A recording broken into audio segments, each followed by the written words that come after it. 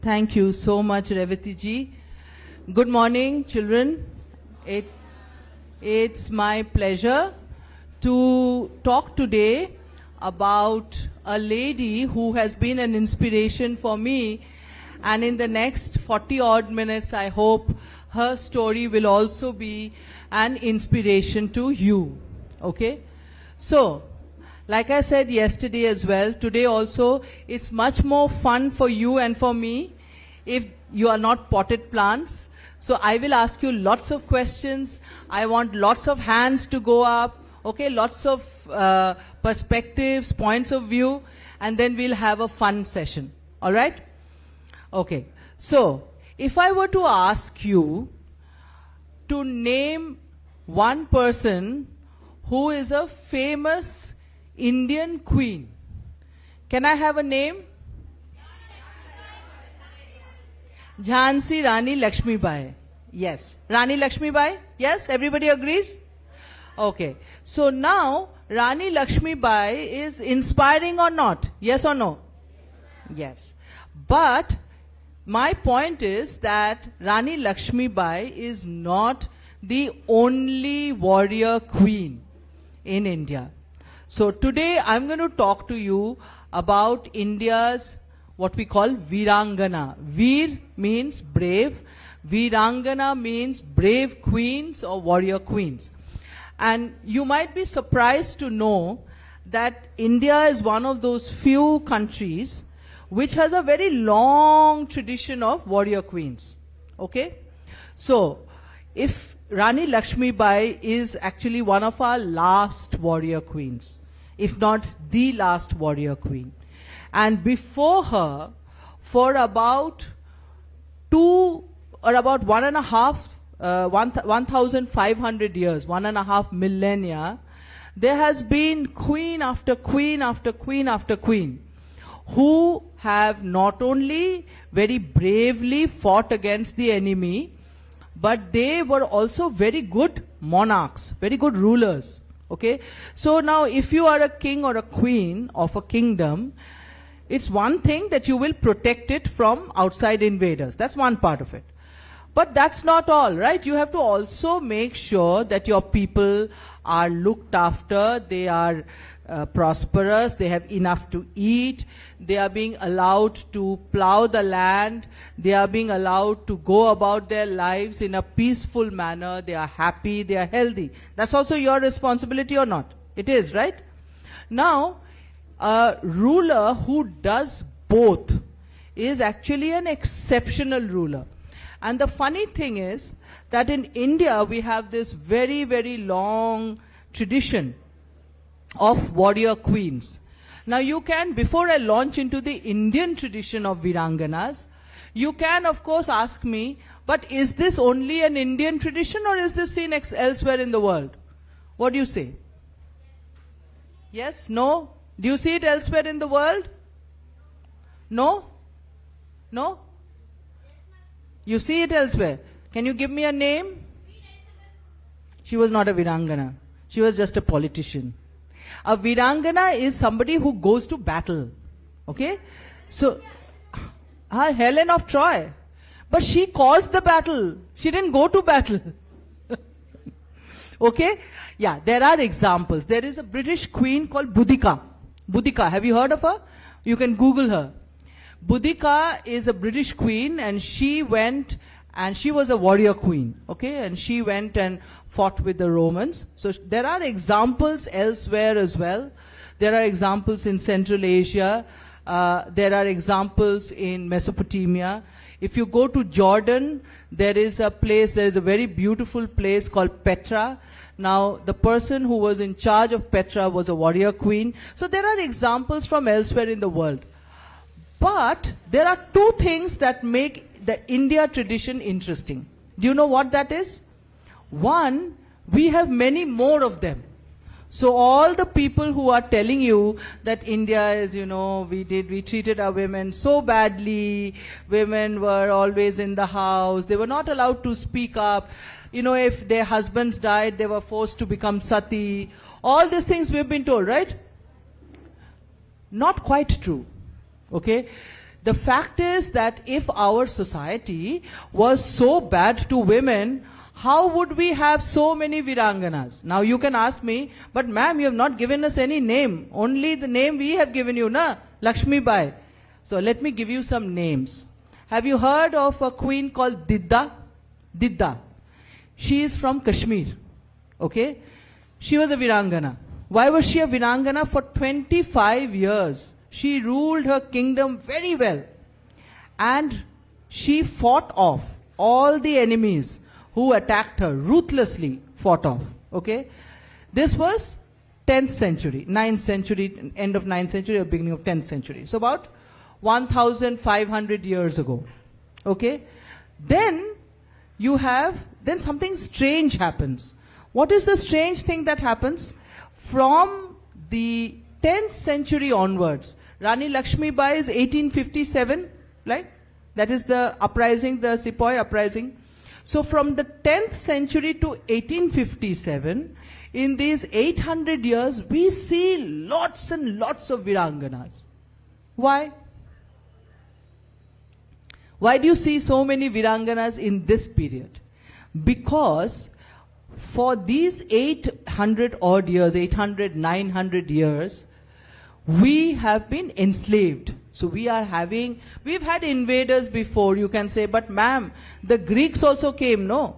True, but the Greeks never came into India. They were only on the edges of India, right?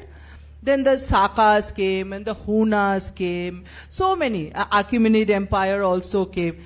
None of them entered into the heart of India. And when they did, they got assimilated. Like they became part of us. Okay? So, if you guys are interested in traveling, how many of you have been to Madhya Pradesh? Have you been to Madhya Pradesh? It is very important because this queen is also from Madhya Pradesh. If you go to Madhya Pradesh, in a place called Besnagar, Besnagar. In Besnagar, there is a pillar. Okay? It is a Garuda pillar. Garuda pillar means what? It is dedicated to Lord Vishnu. Right? You know what the funny thing about the Garuda pillar is? The person who is dedicating it is a person called Heliodorus. He is Greek. So you have the Greeks getting assimilated into India. Okay, so you have the Kushanas becoming, Shaivites and then later on becoming Buddhist. They get assimilated. They get mixed up in our khichdi and they become part of the khichdi. So there is no need to fight against them. But from the 10th century onwards, two types of invaders came to India. The first, the Islamic invaders, and then the British. Both of them were not interested in assimilation. They were interested in stamping out our way of life. So, people had to fight. We were fighting for our way of life, right? We were fighting for our dharma. And that's why you see, the first of the medieval viranganas are two ladies called Surya Devi and Parmal Devi. Okay? Surya Devi and Parmal Devi are the daughters of the king of Sindh, Raja Dahir's daughters. And so when the king of Sindh is killed in battle and there is a jauhar, this is happening in the 9th century, 8th century, end of 8th century. When this is happening and Raja Dahir dies, Surya Devi and Parmal Devi are sent to the caliph as gifts, as if they are like, they are objects. What they do is, they go and they take revenge by giving up their lives. And it is a very gruesome but very inspiring story. When you are a little bit older, you can read a contemporary document called Chachnama. You can read it. You'll find the story. I will not tell you. You are still very young. But you should read. You should see how we fought back. How our women fought back. And then you have virangana after virangana. The queens of Chittor, right? You have Rana Sanga's queen, Jauhar Devi. You have Tarabai Solanki, who was Prithviraj's queen, right? You have Rani Durgavati, of Garahamandla. You have Rudrama Devi. You have people like, much later, you have people like Abakka Chauta, right? And you have Tarabai Bhosle, who was Chhatrapati Rajaram's queen, who was the person who brought down Aurangzeb. Okay, so you have all these viranganas coming one after another, right up until 1857, and then even our freedom struggle, there are so many women who became part of our freedom struggle. And unlike what, historians have told you, people like Vijay Lakshmi Pandit and others, they may have been part of the struggle, but they were not the only ones. How many of you have heard of something called the Chittagong Armory Raid? Have you heard of it? No? This was 1930, okay? And a bunch of kids like yourselves, teenagers, young kids, they, led by their teacher, Master Da Surjo Sen, went and attacked the Chittagong Armory and took it over. And part of that group were a whole bunch of women. Okay? So, women being part of the resistance, being part of fight for freedom, is in our DNA. And it is really sad that the way history books are written today has kind of whitewashed women out, only to serve the narrative that Indian women have always been oppressed. Because we are a backward culture, our women never mattered, they were just burnt, they were just, silenced. That is not true. And that is the reason why it is very important to read about women like Rani Durgavati. Okay, so who was Rani Durgavati? Does anybody know who Rani Durgavati was? Any idea? Okay, so Rani Durgavati was a queen who used to rule in central India, what is now Madhya Pradesh. So, if you are familiar with the map of India, this entire part of Madhya Pradesh, which includes Jabalpur and surrounding areas. So Jabalpur, Kanha, Narsinghpur, Dindori, Damo, this whole area plus the Pachmari mountains, all of this and parts of Bhopal, parts of present day Bhopal were all part of a kingdom called Garha Mandala or Garha Katanga. Okay, this was a medieval kingdom. Now, Rani Durgavati, this kingdom, by the way, very interestingly, was a tribal kingdom. Even today, if you go to Madhya Pradesh, that part of Madhya Pradesh, the inhabitants there are tribal Gonds. Gonds, okay? So they are tribal people. Rani Durgavati was a Gond queen, but she wasn't Gond herself. So this is why she's so interesting. So she was a Rajput. She was a Chandel princess, Chandel Rajput princess, okay?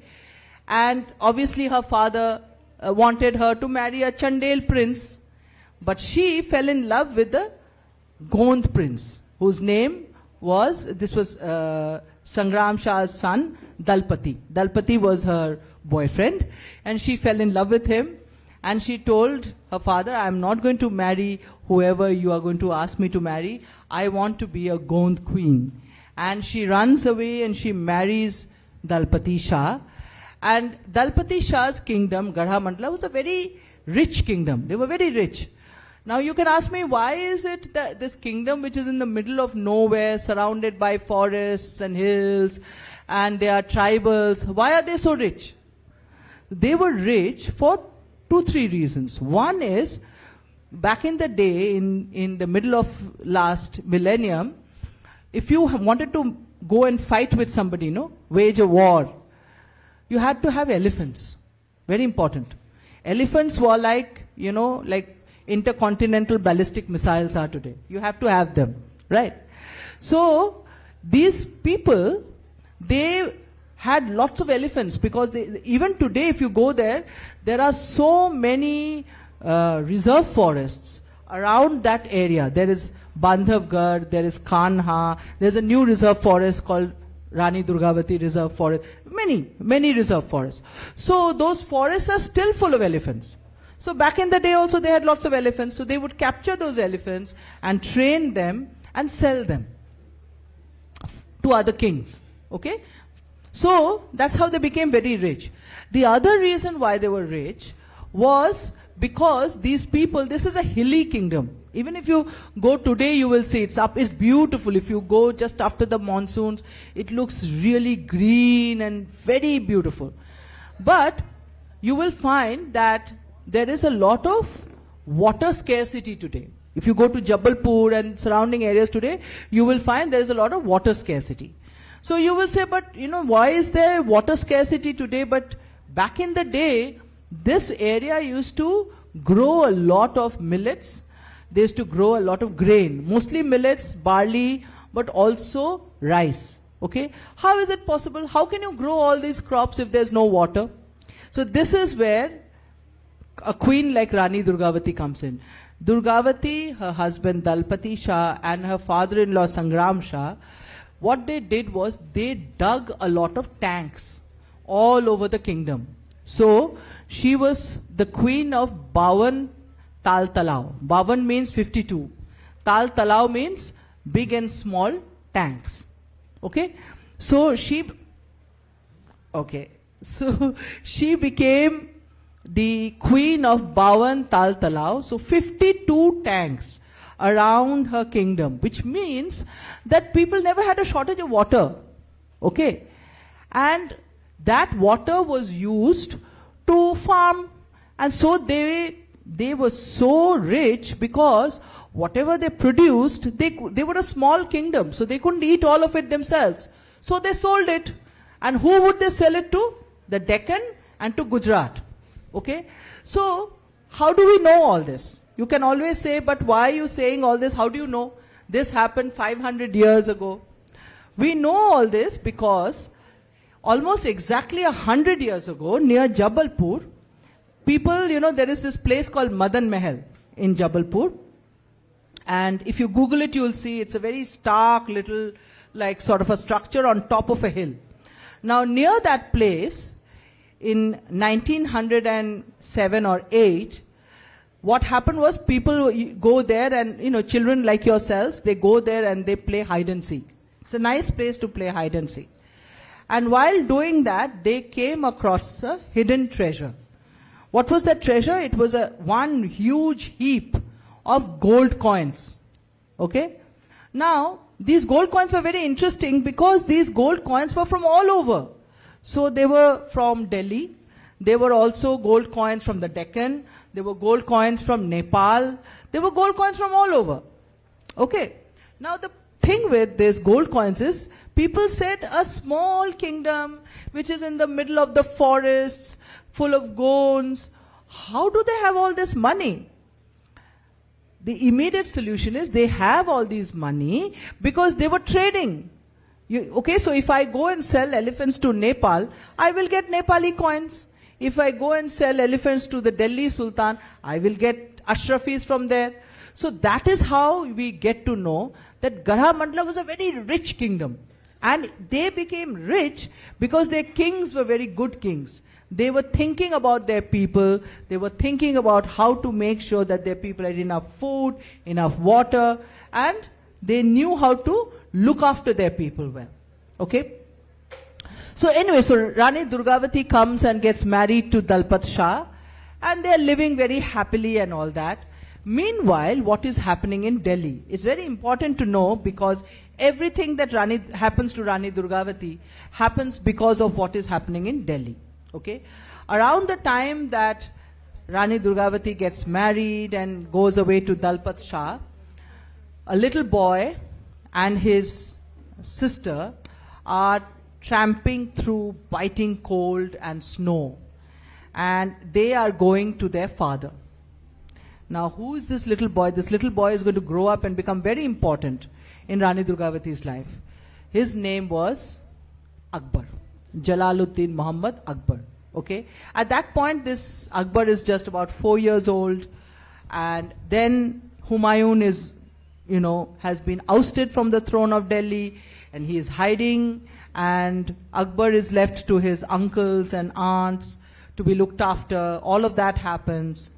And then, in the middle of the 17th century, middle of 16th century, 1550, 1551, 52, what happens is there is a changeover. And the changeover happens because Humayun comes back. He is back in charge, okay, as the Mughal emperor. And then Humayun dies. So at 13 years old, how many of you are 13 years old here? Can I have some hands? Okay. So imagine at your age, you become the Mughal emperor. You're the emperor. So you're a small child, you don't know anything, you've lost your father, you have a bunch of uncles who are not very nice, and everybody is trying to take away your power. So you're going to turn out to be not a very nice person, right? Because you're always expecting somebody or someone to harm you. And then at that point, Akbar is being controlled by his guardian, Bairam Khan. Rani Durgavati at that point, her husband dies and she takes over the kingdom as her little son. Her son's name is Bir Narayan. Now the funny thing is, Bir Narayan and Akbar are almost the same age. Bir Narayan is about 3 years younger than Akbar.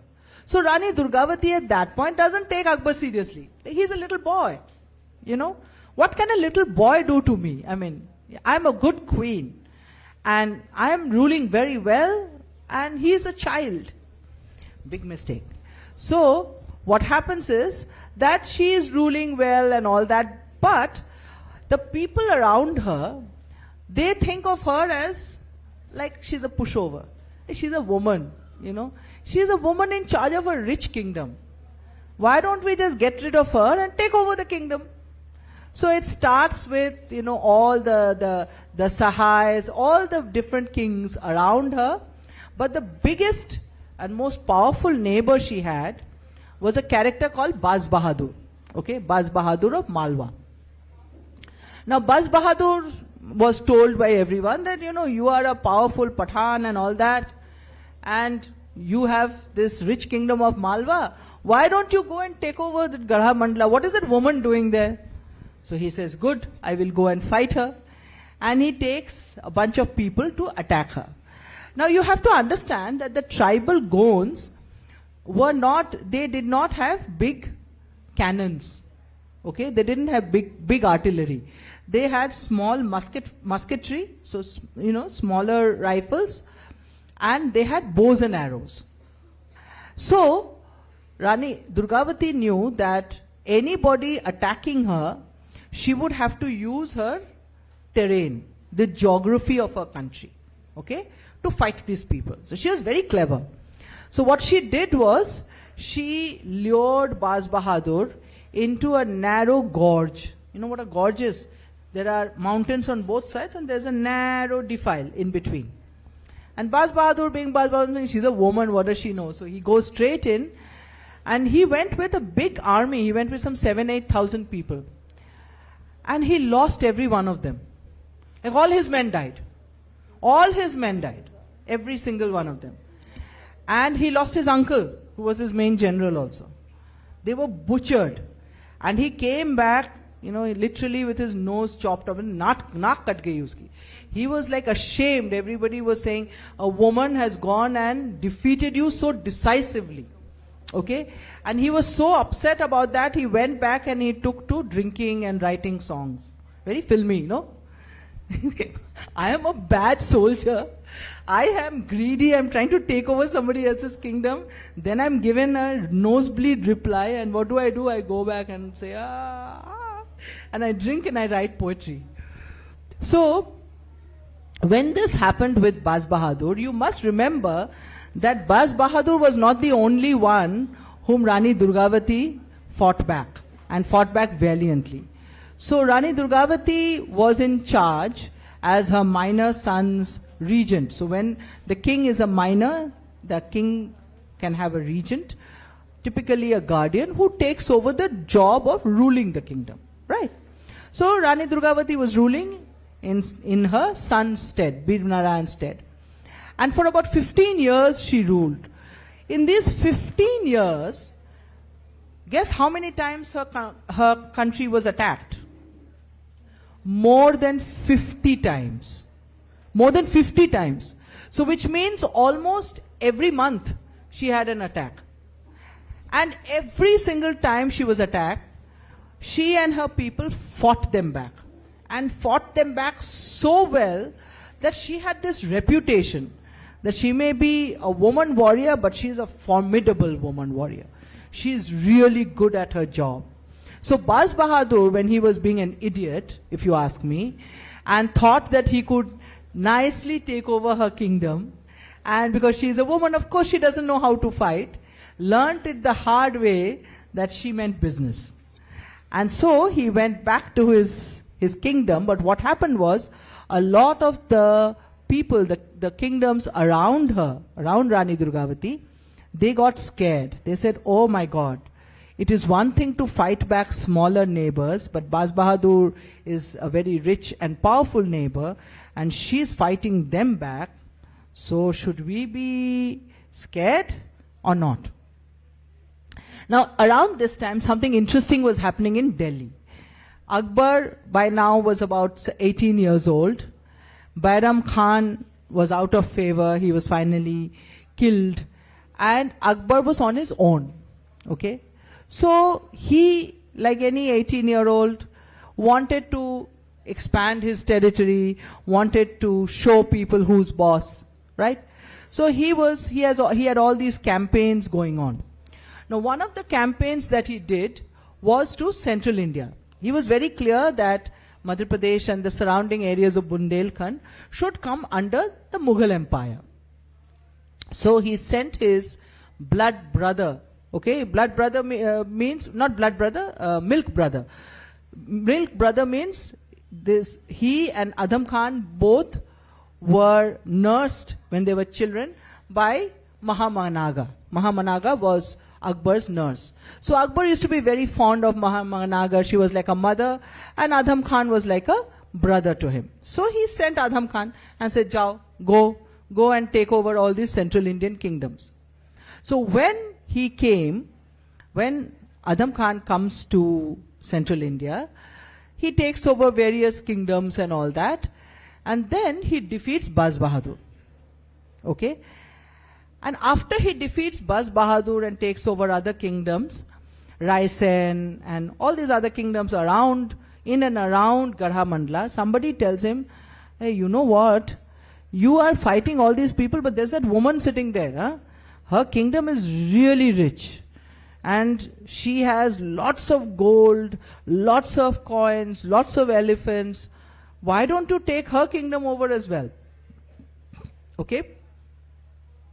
So Adham Khan comes back and tells Akbar that this is what is happening.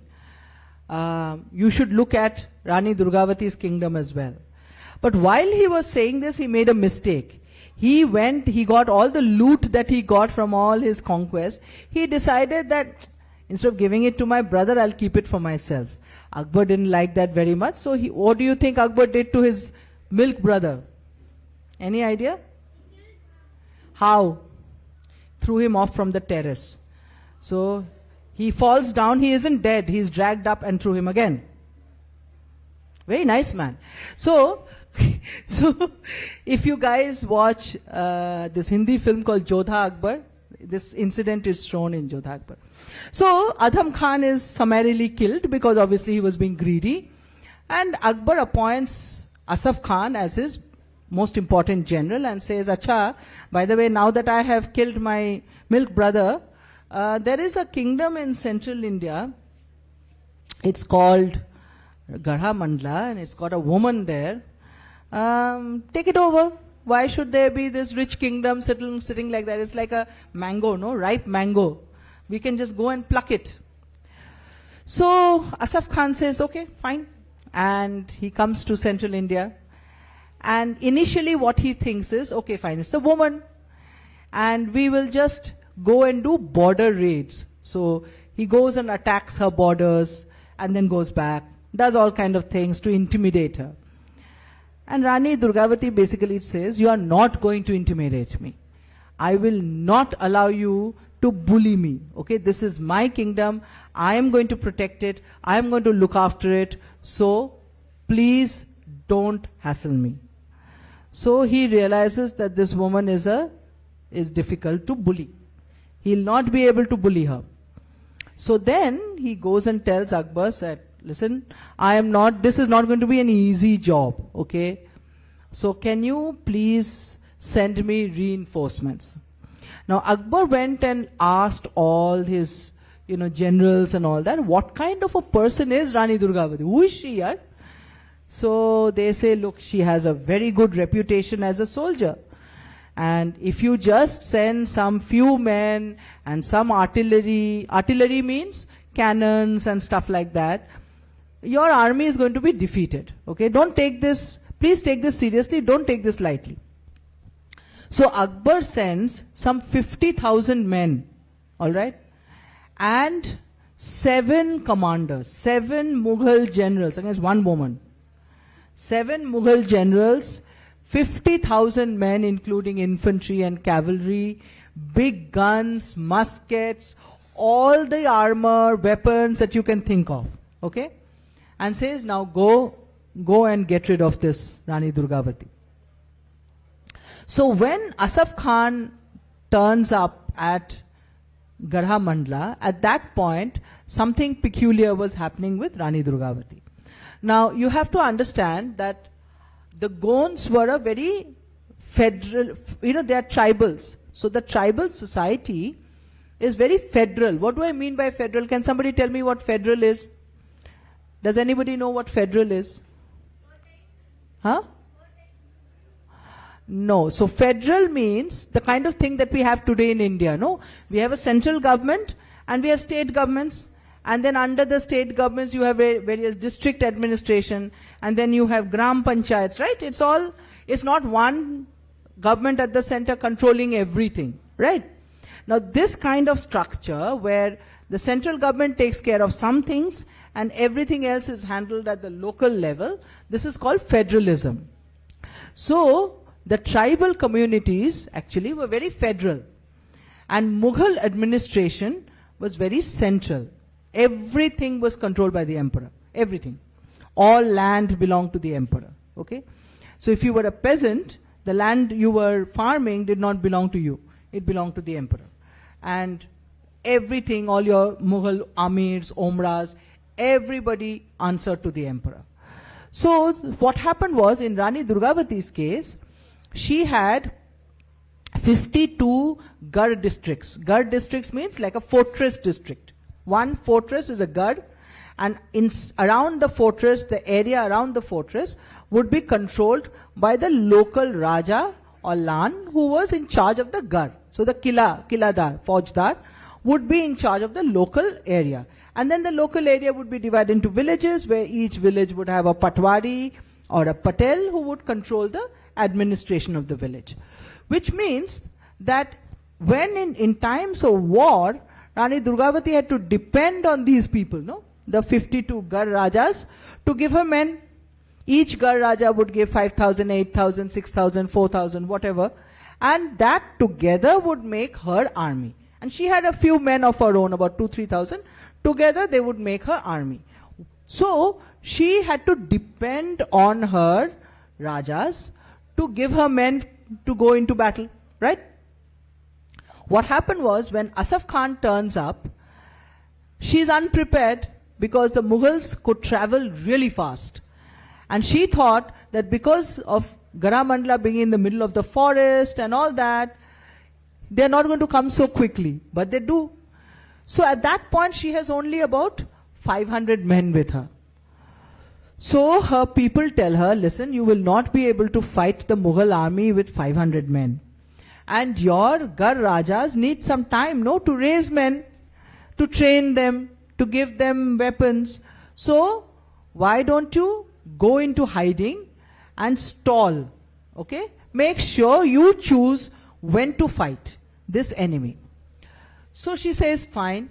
And she goes into hiding, okay? So she goes into the forest areas. And the Mughals don't know where she is. It's like the Mughal hagiographer Abul Fazl, who's Akbar's historian, says, "Arey, this minute she is here, next minute she has disappeared. Nobody knows where she's gone." So they started killing and harassing all these forest Gonds, but the Gonds didn't want to tell them where the queen had gone. Okay?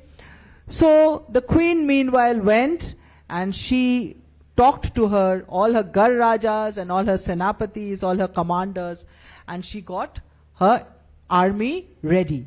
And when she had about 6,000 people, she said, this is enough.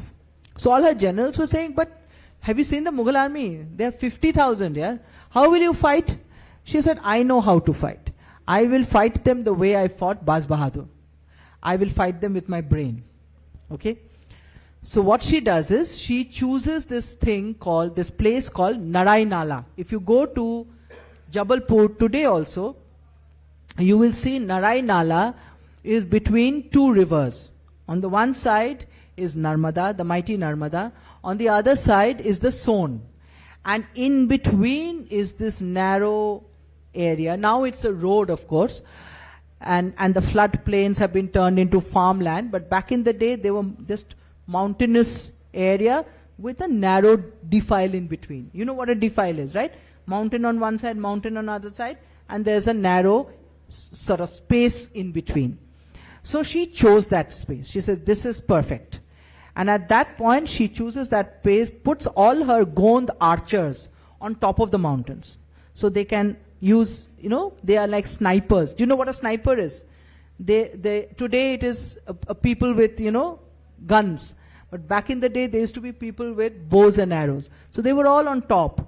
And anybody coming in, they would target. And the Gonds were very good with their bows and arrows. So she said, now we are ready. We are ready to defend ourselves. So Asaf Khan is like, my God, this woman is mad. I have 50,000 men. She has only 5,000 and she thinks she can take me on. So he comes bounding up. Okay. And Rani Durgavati had this beautiful elephant called Sarman. If you read The Blue Horse, it has, one of the stories is his story, the story of Sarman. And Sarman was like her son. So Bir Narayan was on his horse, and Rani Durgavati was on her favorite elephant Sarman, and they went out to battle. Okay? And she actually wore, if you go, any of you travel to the UK, in Victoria and Albert Museum, there is a painting from the Akbarnama which shows Rani Durgavati going to battle. She is on top of this elephant. And this elephant was a very special elephant. Gonds used to say he was white, but basically he was a kind of light grey color. All the contemporary, including Abul Fazl, who was alive when this was happening, so all of the contemporary accounts show the elephant to be of light grey color. So it was a very unusual looking elephant. And Rani Durgavati on top of it, dressed like a man, wearing what yesterday I was talking about, jama, like that anarkali kind of thing, and full chain mail. So helmet, chain mail, breastplate, sword in hand, everything ready for battle. Okay? And she goes out. Now what happens is, Asaf Khan bounds in. He can't bring his big cannons into the defile. Why? Because the Gond archers are on top, no? They are shooting down anybody who's trying to come in. So then they said, okay, fine, we can't bring our cannons inside. Why don't we attack Rani Durgavati's son? Okay? So he is only 18, 19 years old, Bir Narayan, and he is on his horse. So the first time they attack, he pushes it back. Second time they attack, again he pushes them back. And he is fighting like a lion. Like a lion. And who says, how do we know that he was fighting like a lion? You can ask me, how do you know? You were not there. This happened 500 years ago. We know because the person who was documenting this was an enemy historian, Abul Fazl. This is the beauty of Rani Durgavati, because all the good things about her have been documented by the man who was writing about her enemy. And he doesn't document it happily. It's very clear that he is very unhappy. But it's the truth. He's like, oh my God, that woman, she's so stubborn. Yeah, but she was brave. Oh my God, that woman, she's so arrogant. She thinks she can take on my emperor. Yeah, but she was brave. So, it's like that. He can't not give her respect because she demanded that respect from him. So he says, Bir Narayan is fighting like a lion. Okay? And he is pushing back row after row after row of Mughal soldiers. And this is June. June in Madhya Pradesh is very, very hot. Peak summer, no? June is very hot anywhere in India. So, in that summer heat, they are pushing back, and finally, Bir Narayan gets an arrow injury. Okay? So, Rani Durgavati realizes that her son has taken a hit, And so she has people in charge, and she tells them, please take him away, take him to my capital, Garh or fortress of Chauragarh. It's on top of the Satpura hills. Let him recover so that he can fight another time. Should I fall in battle today, there should be somebody else who will take the battle to the Mughals tomorrow. See, this is what I mean. Never say die. And you had this kind of spirit over and over and over again over a period of 800-900 years. And that is the reason why we are where we are today. Do not give up. Do not give in. Right? So, Veer Narayan is taken away and Rani Durgavati continues to fight. And she fights so well that Abul Fazl has to admit that 300 Mughal soldiers are killed. Okay? And the Mughal army is defeated. Defeated. Totally decimated. So, if Abul Fazl is saying it is 300, that means certainly more than 300 people died. Right? He is not going to give the right figure, otherwise Akbar will have his head. So, Mughal army is defeated.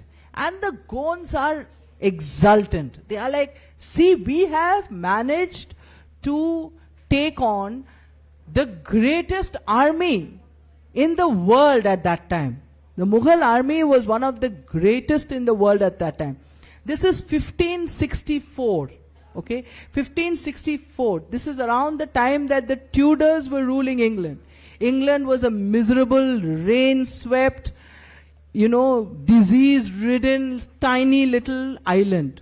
The Spanish were going and trying to get gold from Latin America. Mughal army at that time was one of the greatest.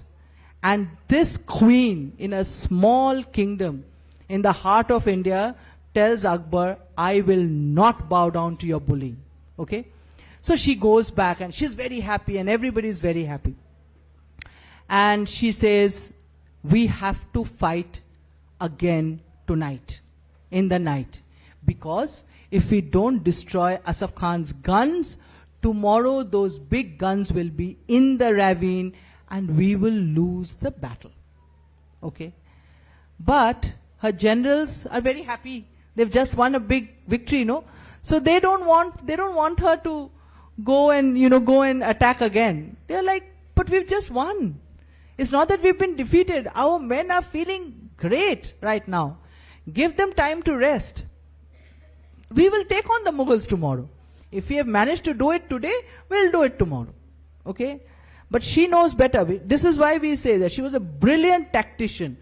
In the night, she calls her closest generals and says, please, I will lead the raid. I will go myself. Let us attack them in the night. I know Asaf Khan will bring all those cannons into the defile tomorrow. We will lose our battle. And they don't listen. Why? Because in medieval India, in medieval world actually, anywhere in the world, people didn't like to fight in the night. People did not like to fight in the night. That was like the rules of warfare. You followed certain rules. Okay? The person who decided very cleverly that he was not going to follow any rules because the enemy is an adharmic enemy was Chhatrapati Shivaji Maharaj. He said, I will not follow any rules. I will do whatever it takes to bring down the enemy. Durgavati was of the similar view.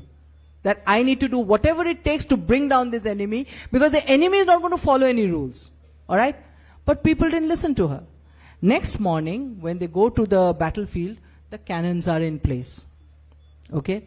And what is more, the weather has turned. Because this is 24th of June, 1564. Okay? And the clouds, rain clouds have come. Narmada is in spate. And Son river is also flooding. And their narrow ravine is beginning to fill up with water. So what does that mean? It means that if things go wrong, you can't leave the battlefield, no? If there is water everywhere, if it is getting flooded, you can't leave the battlefield. One side the Mughals are blocking because that's where their army is. The other side you're getting blocked because the water is coming in. So you're trapped into that battlefield. You can't leave. Okay. So Rani Durgavati comes and she sees this. And she knows what is going to happen. Okay? But she tells her men, we will fight till the end, because I believe in death before dishonor. I am not going to let anybody dishonor our way of life. Okay? So she fights, and she fights gloriously. So there are all these songs, if you go, and I went and listened to a lot of these, folk songs among the Gonds, and these songs call her Ranchandi, Devi, Mata Durga. She is like the goddess, because she is inspiring her people to fight for their dharma.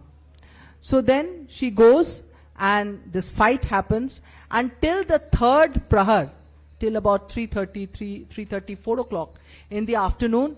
The Gonds are actually winning. Okay, and how do we know that? Again, it is Abul Fazl who tells us. All right? And then what happens is, she takes an arrow. So one sniper arrow comes and hits her forehead.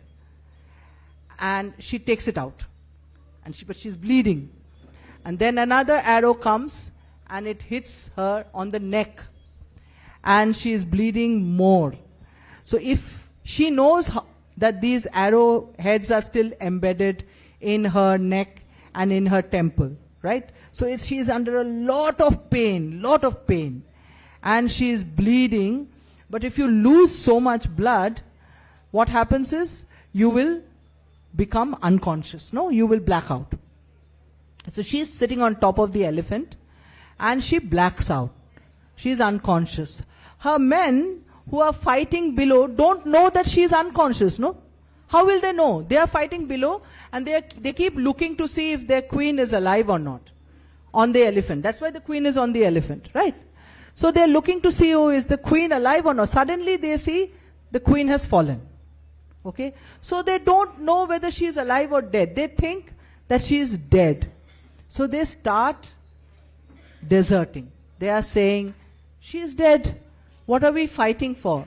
So they start deserting the army. Okay? Rani Durgavati takes a little while, and then she regains consciousness. When she regains consciousness, she looks around and she sees she has only 300 men left. Only 300. All the other men have left the battlefield because they think she's dead. Right? And she says, she looks back and she sees that the water is beginning to enter the battlefield. Okay? And she knows that Sarman will not be able to go out from that side. So she tells her Mahut, I am going to fight till the end, but I will not be captured alive. Okay? I will fight till the end. If I see that my elephant is getting injured and will fall, I want you to kill me. And her Mahut says, I'm sorry. You're my queen, you're my mother, I cannot kill you. So she fights till Sarman starts wobbling, because Sarman is wearing, back in the day, the elephants used to also wear armor, right? They used to wear metal plates and all that. But if the arrows and the musket hits and all that will penetrate those metal plates as well. So Sarman was also very badly wounded, and then he starts to wobble. So she realizes that he's going to fall. Okay? So what she does is she takes her Mahut's dagger and she kills herself. And this picture, this point where she's killing herself, is again captured by Abul Fazl. In the Akbarnama, there's a picture. You can Google it and see. It's currently in the Victoria and Albert Museum on display. Okay, in London. So when she dies, the Gonds believe she was very scared that the enemy would desecrate, dishonor her dead body. Okay? She was very scared of that. So what Sarman did was, when she fell, he covered her with his own body. So he died on top of her, so that she would not be dishonored. Okay? And her son lived, got better, fought one last battle against Asaf Khan, and died in the battle, and that's how Garha Mandla fell. Okay. This is the story of Rani Durgavati. Any questions at this point before I go into other aspects of her life? Any questions? Do you find her life inspiring? How inspiring? As inspiring as Jhansi Rani Lakshmibai? Yes? Okay. So, now Rani Durgavati's story, to this day, if you go to Narayanala, there is a Smriti memorial to her in Narayanala. And the interesting thing is, in the memorial, there is a murti of Rani Durgavati, there is a murti of Sarman. And then across the road, there is a separate murti of Bir Narayan. Because Bir Narayan had a separate fight with Asaf Khan. But Rani Durgavati and Sarman fought side by side. And to this day, the Gond women come and give what they call diya bati. Diya bati means they will light a lamp and they will put flowers in offering to both Rani Durgavati and Sarman the elephant. And if you go to Narayanala, to the memorial, to the Smriti Sthal, you will see that the elephant is painted white. So they think the elephant was white.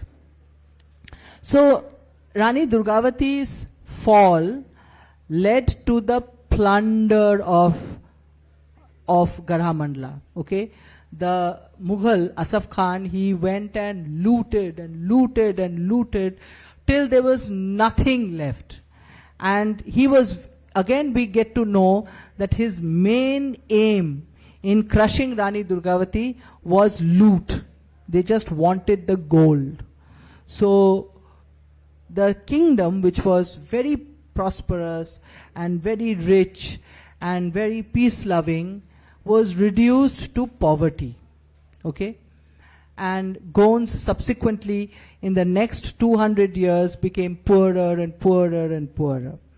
Now, what makes Rani Durgavati such a wonderful symbol, so inspiring? And I told my audience yesterday that if I were to choose one historical figure whom I find inspiring as an Indian woman, it would be Rani Durgavati. Because, you see, one part of her life was her resistance, right? She never allowed anybody to bully her.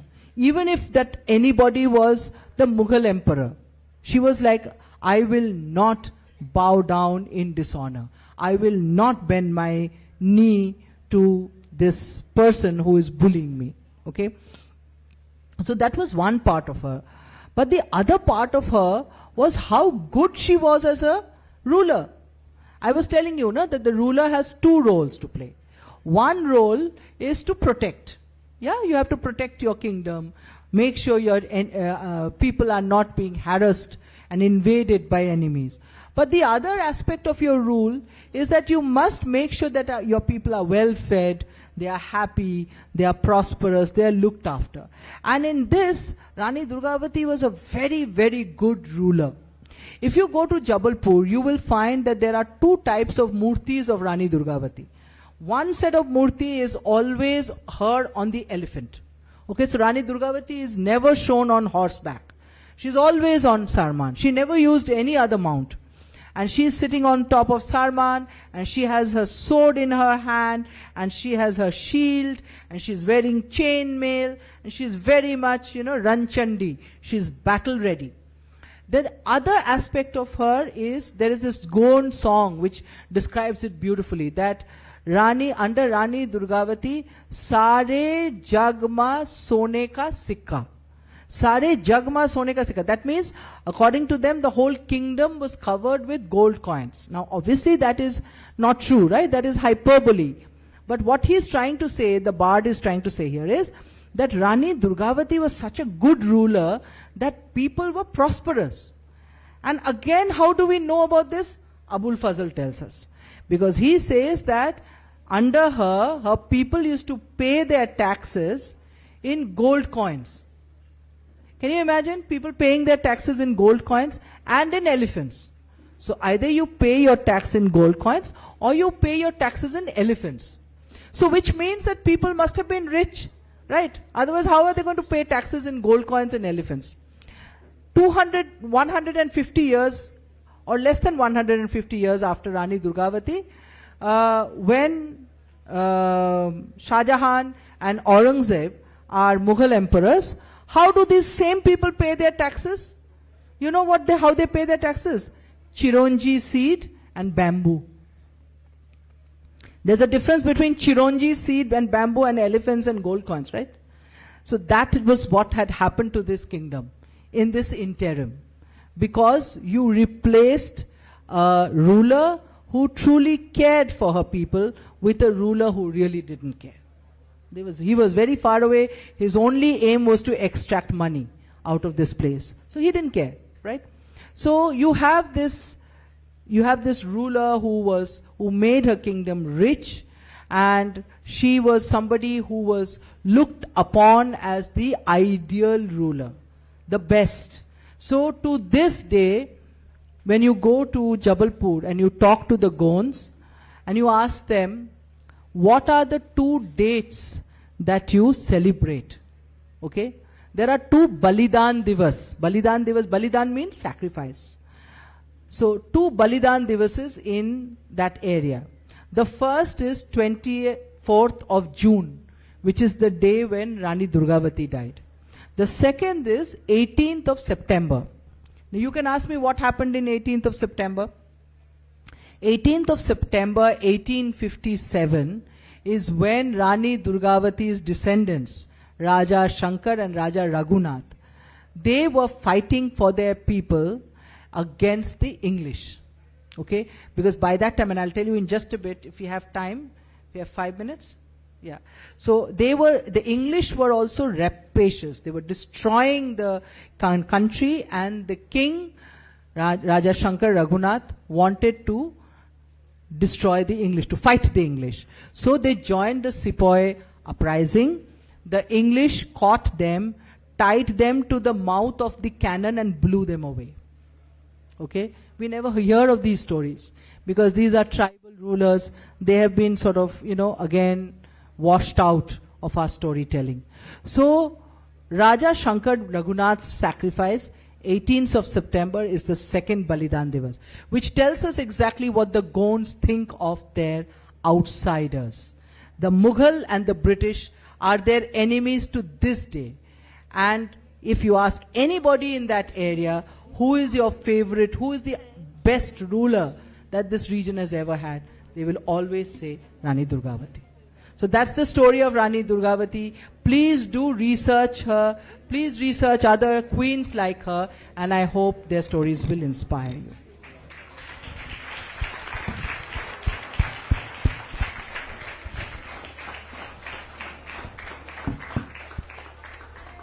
Thank you, ma'am. That was wonderful. And I'm sure it must have inspired many of our students. Thank you.